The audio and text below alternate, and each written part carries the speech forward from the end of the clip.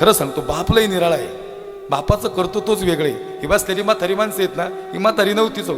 त्यांनी आमच्या तारुण्यासाठी त्यांचं तारुण्य खर्च केलंय. म्हणून त्याग या शब्दाचा अर्थ म्हणजे बाप आहे. जगी यायचा बाप व्हावा, ज्याचा वंश मुक्ती सजावा. लई खर्च केला हो, लई त्रास सहन केला.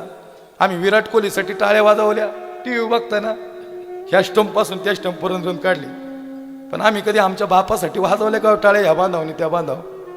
हे पोराव, माझी एकच विनंती आहे, आणि आम्ही बी तेच करतो बघा.